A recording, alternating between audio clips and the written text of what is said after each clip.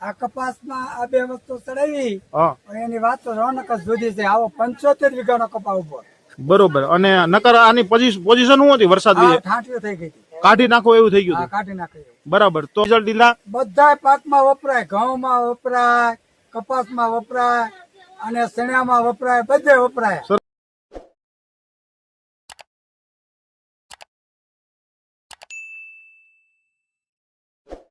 નમસ્કાર મિત્રો, નવા વિડીયોની અંદર તમારું હાર્દિક સ્વાગત છે. મિત્રો, ખાસ કરીને આજનો આપણો વિડીયો એ છે કે જે શિયાળુ પાક છે એનો ફ્લાવરિંગનો સ્ટેજ શરૂ થઈ ગયો છે.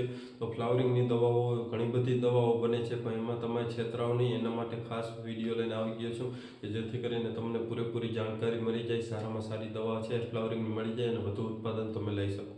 તો મિત્રો, આજનો જે આપણો વિડીયો છે આખો જોજો શરૂઆતથી કરીને એન્ડ સુધી, કે તમામ માહિતી છે તમને મળી જાય આ પ્રોડક્ટ વિશે, અને ખૂબ સારી પ્રોડક્ટ છે. તો હવે જો વાત કરીએ મિત્રો, તો એગ્રીવેલ રિસર્ચ બાયોટેકની ફૂલ બહાર કરીને પ્રોડક્ટ આવે છે જે તમે જોઈ શકો છો. આ પ્રોડક્ટ છે એનું ખૂબ સારું ફ્લાવરિંગની અંદર રિઝલ્ટ છે.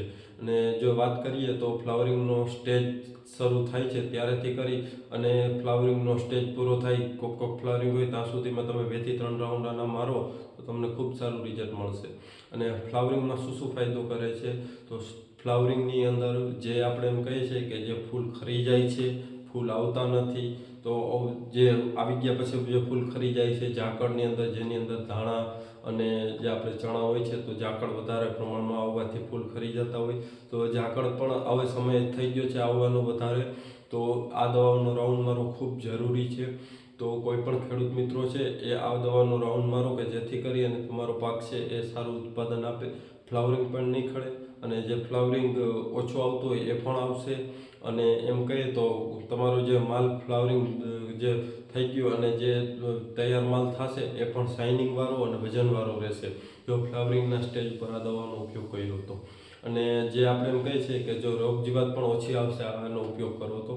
એટલે જે કોઈ ખેડૂત મિત્રોને આ દવા જોતી હોય ફૂલ બહાર, તો જે વિડીયોમાં આપેલા નંબર છે એમાં સંપર્ક કરીને વધુ માહિતી પૂછી શકો છો. અને મિત્રો, ખાસ કરીને કહેવાનું એ કે ફ્લાવરિંગની અંદર ખૂબ સારા જે રિઝલ્ટો છે એ આના છે.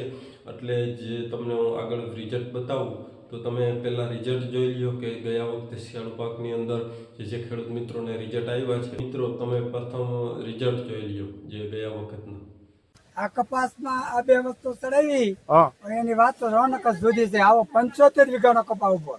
બરોબર. અને નકર આની પોઝિશન શું હતી વરસાદ લીધે ઠાંઠીઓ થઈ ગઈ હતી. કાઢી નાખો એવું થઈ ગયું આ હતું. કાઢી નાખી. બરાબર. તો આને કેવી રીતે વાપર્યું? આને આપ્યું ડીપમાં હા એકરે, અને આને આપ્યું પંપમાં 60. કયા પાકમાં તમે વાપર્યું આ કપાસમાં જ. બરાબર. અને બીજા પાકમાં તમે રિઝલ્ટ લીધા? બધા પાકમાં વપરાય, ઘઉંમાં વપરાય, કપાસમાં વપરાય અને શેણામાં વપરાય, બધે વપરાય. મિત્રો, તમે આ રિઝલ્ટ જોયું કે આવા જે ઘણા ખેડૂત મિત્રો છે એની ઉપયોગ કર્યું.